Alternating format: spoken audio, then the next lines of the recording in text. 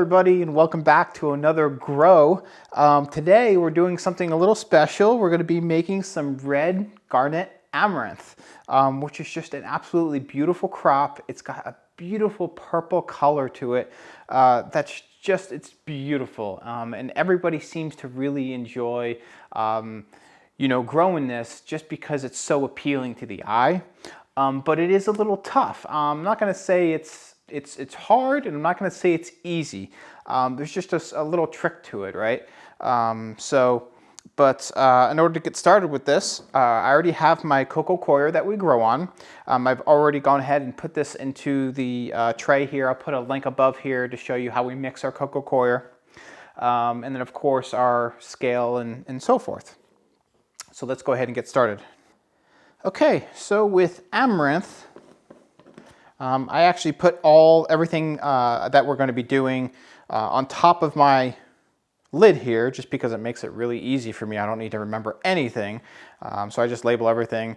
We're going to sow it right on top, 8 grams per flat, no weight, right? So we are going to use 8 grams. That's what we use for our amaranth here. So we're going to measure out 8 grams of seed. Oops, take that out of there first before we zero out the scale.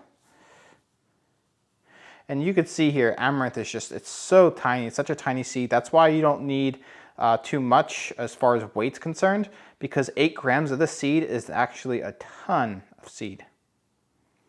So we actually did about 10. Put some back here. 7, 8, 9. We're on a border here of 8 and 9, so we're going to be just fine. And of course, we have our little seed shaker here, our what's known as an herb shaker that we just took from when I was done with the herbs. That's all I really use. It works wonderful. And we're just going to shake this right on here like this. Now this coco coir is actually pretty wet already. And with amaranth, you don't want to get it too wet. It actually grows, for the most part, very dry. And it tends to dampen off very easily if you do get this too wet. And that's the entire grow process. That's not just germination. That's the entire grow process. So we need to make sure as we're growing this, we never get to the point where this is, the medium soak and wet, because this will dampen off very quickly and you will have mold issues and you'll just lose the crop altogether. So with that said, normally what I'll do is I'll use a hose and really soak this down quite a bit. We're not going to do that today. We're actually just going to use a regular water spray bottle to get this going. Being that my medium is already somewhat moist here, because I actually did mix this coco coir earlier, and usually when I mix the coco coir, it tends to be a little bit more on the wet side when I'm planting. So I just kind of keep that in mind when you're growing. So we're just going to spray this down.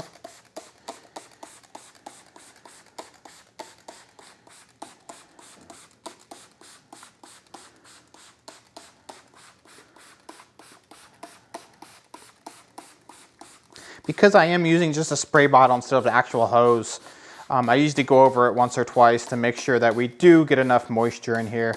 You obviously don't want to make it so it's too dry. So that should be plenty good right there, I think. That should do the trick, I believe.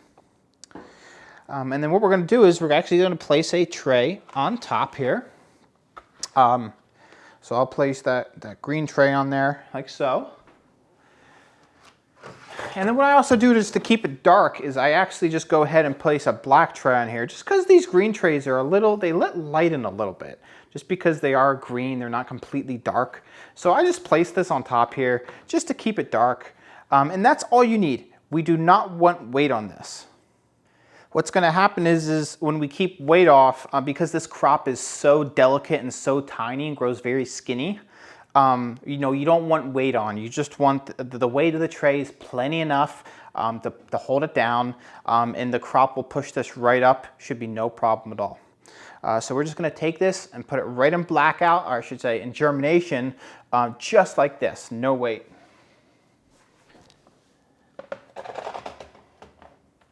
so.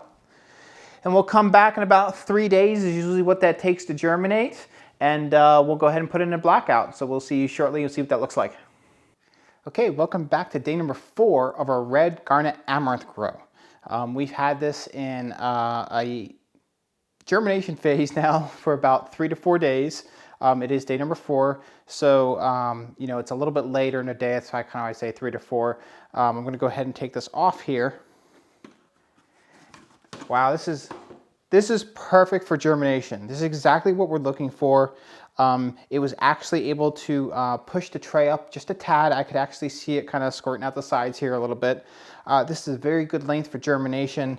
It's got plenty of moisture. I can definitely see in there as well. You can actually kind of lift up and feel that there's still moisture in the tray as well.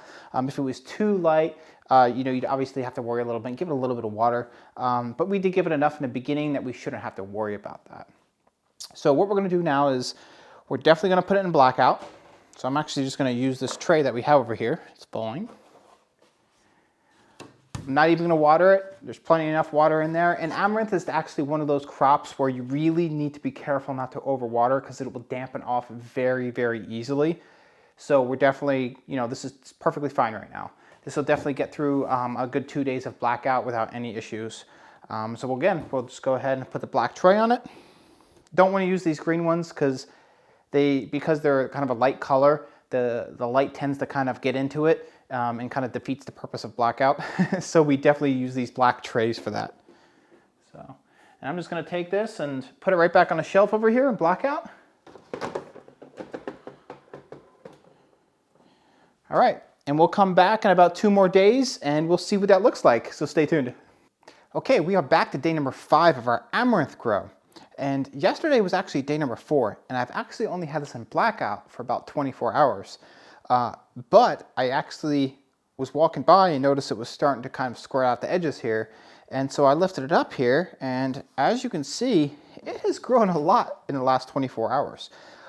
We don't really want to stretch amaranth too far past this point because it's a very lanky kind of a crop. So if you actually keep it in blackout for too long of a period, it'll kind of almost just fall over because it can't hold itself up because it gets too lanky. So this is a really good length that we're really looking for out of blackout. So we're just going to go ahead and take out of blackout after about 24 hours.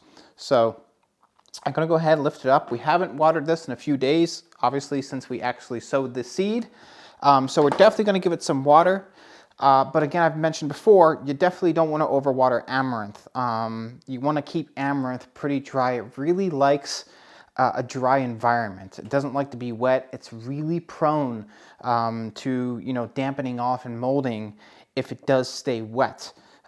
So I'm actually going to put a fan on low tonight, overnight, because after it gets out of blackout, it is pretty wet and we don't want to keep it that way for a long period of time. So we kind of want to dry the top of the crop off. You know, these are actually little tips that I think are really important if you really want to grow amaranth correctly, because I've seen a lot of issues with it dampening off and being too wet. So again, we want to give it water. We're going to use our nutrient water here. And you can look in the description box below for the link on the nutrient water that we use. We use a ½ ounce of ocean nutrients to every 1 gallon of water. So it is definitely kind of dry. I can actually feel how light it is. But I hate to give it a lot because, again, if the coir gets too wet and too swampy, I guess you can say, you know, it will tend to dampen off. So we got to be careful of that with this crop.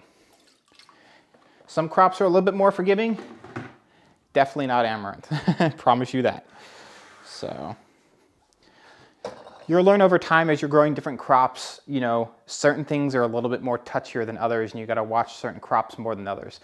Other crops you might grow, and it doesn't almost matter what you do to it. It'll just grow every time the same exact way. You won't have any issues. You know, pea is very easy in that regard. You just plant the pea and you just watch it go. It's almost impossible to mess up pea.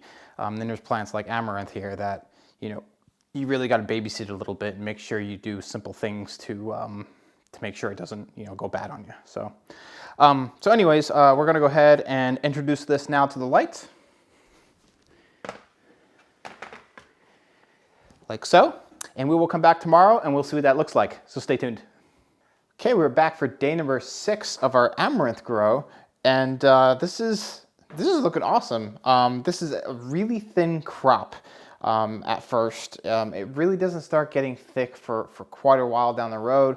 I've also seen people harvest this as early as 9-10 days. And I've also seen people harvest it as late as 28-30 days and really wait a month and really wait for these stalks to really thicken up a lot, I guess you could say.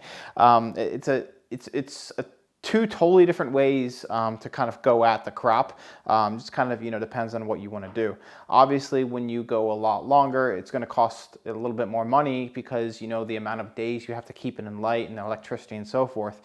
So the people that I actually see go a little bit longer are the ones that kind of are growing more in a greenhouse environment rather than under electricity and under lights, if that makes sense. But for us, we're just going to push it right around day 10 or so. Sometimes I'll go a little bit longer, no big deal. But this is looking really good. It's a pretty good weight as far as I think the water's concerned. We'll probably add a little bit in here. I see a little bit of water in the sides here. But again, you definitely don't want to overwater this because, it'll definitely dampen off for sure. So let me go ahead and get my cup here. I want to say only about a cup,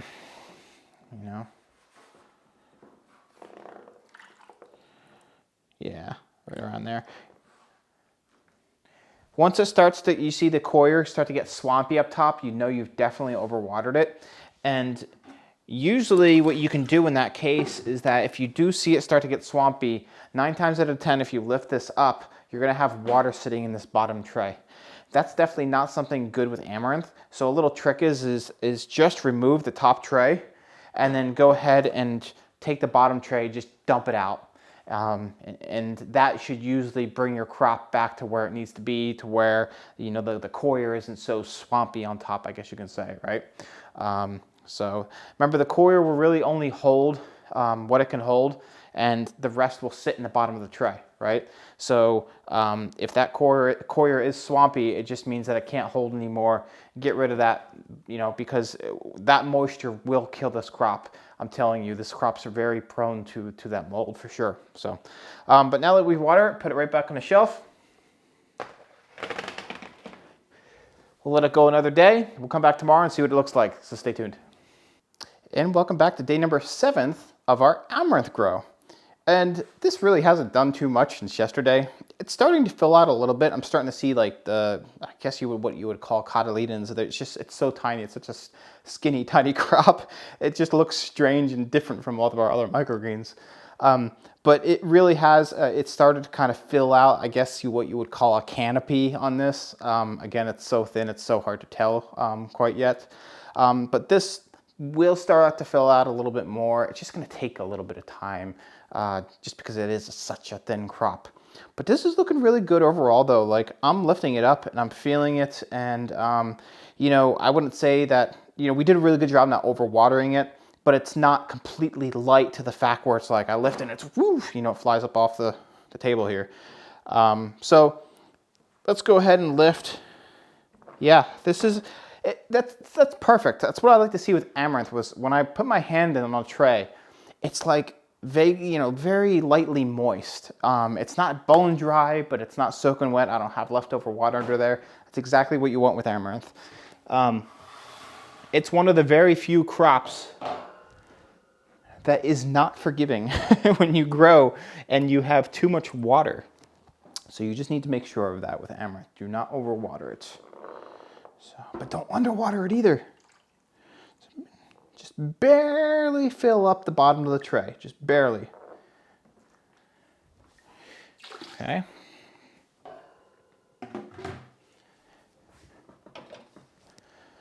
So I'm just going to take it, put it back in the light again. We'll give that another 24 hours and we'll be right back. And we're back with day number 8 of our amaranth grow, and I don't see any issues at all, so thank goodness for that. It's looking great. It's a boring, slow grow. it's really hard to see much from a day to day, just because it's such a thin crop that, again, it takes forever to really grow and show, you know, really show progress, I guess you could say, right? So I'm looking at it right now, and you know, I lifted it up, I should say, and I definitely felt that it was a little dry. So we definitely want to give it some water. Again, not too much. This is one of those crops where I would rather you water it twice a day than to overwater it once a day, if that makes sense. Just because of everything that we've talked about with, you know, the molding problems and such. So I do usually check this off camera once, just to let you guys know. And I haven't really added any water, but I usually just check to make sure it doesn't get too dry, because obviously if it gets too dry, I mean, it'll just die out just as much as it will if you give it too much, right? So we'll go ahead and give it a little bit more water here. Not much. I got about a cup of water here. I probably wouldn't even use this. Just to barely fill the bottom of the tray is what I like to do with amaranth. Barely fill it. So when the water kind of splashes over, you know, you don't want a full puddle down there. You just want enough to cover the bottom of that tray. So nice thin layer.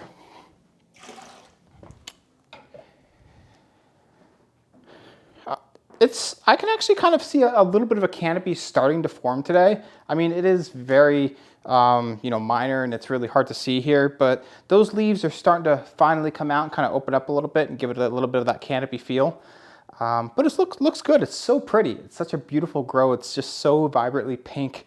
I actually made this. I had a couple of requests from restaurants because they were trying to find a crop for Valentine's Day to put on top of their dishes, because obviously Valentine's Day is one of the #1 days where people like to go out to dinner. And I made a ton of this and sold it to all the restaurants in town. So it was pretty awesome. So anyways, we'll go ahead and put it right back on a tray again, or on a shelf. I'll leave it in the light for another day, and we'll see you tomorrow, and we'll see what that looks like. So see you soon. Okay, we are back for day number 9 of our amaranth grow. And again, a little stagnant, a little boring, but it's getting there. So I'm actually thinking about harvesting this tomorrow. Today is, we're just about there as far as, I kind of think that amaranth has almost 2 mature states. Like I was saying earlier, where I can absolutely harvest this tomorrow, and it's got more of a cotton candy feel in your mouth, where it's really nice and fluffy and kind of airy, and it tastes really good. And then the second phase is you can actually push this out another 2 to 3 weeks and then harvest it at that point as well. And then it's a little bit more thick and crunchy, believe it or not. So, so there are 2 different types of, you know, grows that you can do with amaranth for sure. Just experiment a little bit, you know what I mean? When you're bored, you just, you know, grow an extra one and just let it go and see what it does, right? So anyways, we'll go ahead and lift this up. I don't think I'm going to give much water. It actually feels like it has a little bit of water in here still. So, I mean, it's a little dry down there, but I can feel the medium is very, very heavy. And I don't want to overwater it. And the fact that I'm actually going to harvest this tomorrow, it really doesn't need much more water. I don't think it's going to dry out. So I'm just going to give it a smidge of water, not much, just so it doesn't dry out. Not much at all. Definitely not going to give it this much. Just really, that's it. Just a splash. Just make sure, kind of do this a little bit to get it even. And then we'll put it right back on the shelf. And we will come back tomorrow for harvest day, so stay tuned. Okay, welcome back to day number 10 of our amaranth grow, which is harvest day. We're ready to do this. Now, you've been seeing me grow one tray, but behind the scenes I've actually been growing 2. And the reason for that is because amaranth is so light and fluffy that it's really hard to get a really good weight when you do harvest it, unless you really go for a long period of time like we were talking about in some of our, in the past, I guess you can say. So what we're going to do here is I have 2 trays, and I'm going to harvest this into one container here. So this container I think is about 48 ounces of volume, but it holds roughly around 6 ounces worth of microgreens, right? So I use this to fill up 6 ounces worth of microgreens. I'm hoping I can get 6 ounces worth of this amaranth in here. If not, it's okay. I actually have somebody that I'm growing this for that wants basically 2 trays worth. So let's go ahead and get started here. We're definitely gonna need our knife. And then we're gonna need, this is just a regular, it's like a watermelon knife. You can find these all over Amazon really cheap for like 10 bucks, so they're awesome. Got our scale over here. Also, our container is also not made of plastic. This is PLA, this is 100% biodegradable, compostable. We get these from greenpaperproducts.com. You can actually see the link below in the description box, just in case you're interested in buying them. A lot of people ask about these. I love them. Our customers absolutely love them. You know, you'd be surprised how many customers before we started doing compostable containers would actually walk away from us immediately as soon as they saw plastic containers. So I kind of post it all over the place at the farmer's market and let people know that these are not plastic, they're compostable. So anyways, so let's go ahead and get started here. Okay, so the first thing we're gonna do is go ahead and turn on the scale. Actually, we're gonna zero out the scale with the, we have these little food safe packs. They actually soak up the humidity in here, because what happens is when you put microgreens in the refrigerator, they start to get really foggy, and this will actually in about 24-hour period usually suck up all that fog and moisture that's in here. And these are little food safe packs. These are awesome. You can also find these in a link in the description box below if you're interested in them. So amaranth's pretty easy to harvest here. So I'm actually gonna move this tray over here for a second. Just allow me to kind of get in here. You just want to make sure that when you do harvest this, you don't get any, you know, soil or anything underneath. It's a very fluffy harvest. It's almost like cotton candy is what I like to say, the texture. So it's pretty neat. And any soil or coir, I should say, that's on here, I just kind of wipe off, you know, with the knife and just keep on trucking here.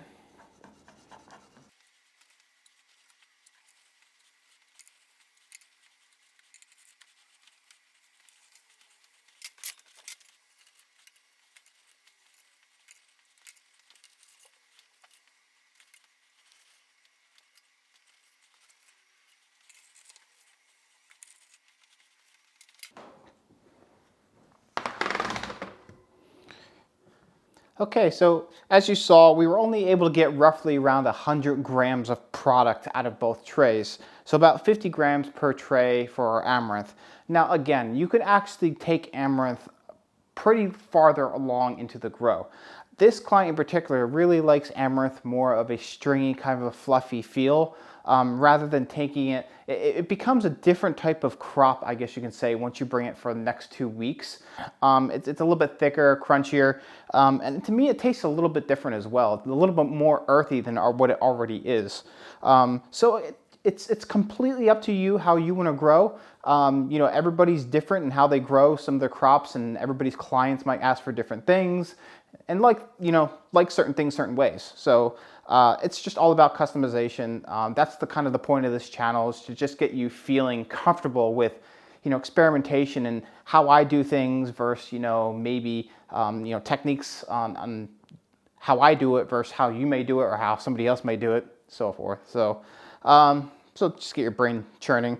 I have a label here that we created. I have a whole video on how to brand your product and how to create labels and all that stuff here.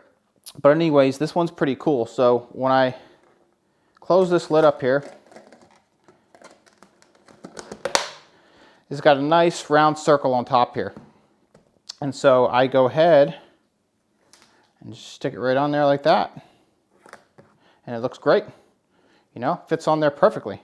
I love it. So I got my barcode on there, what it's good with, the color, the flavor, just all that kind of stuff. And I put it all on that label and put it right on top. So I hope you guys like this grow, and you know, look for more grows soon. We have plenty more to go. So we'll see you soon. Bye-bye.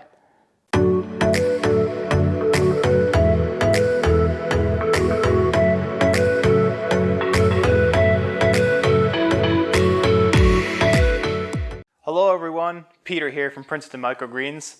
I hope you enjoyed this video. If you did, go ahead and hit that thumbs up button and subscribe. Also, if you have any ideas, suggestions, or questions, feel free to leave them below in the comment box. We'll see you soon. Bye-bye.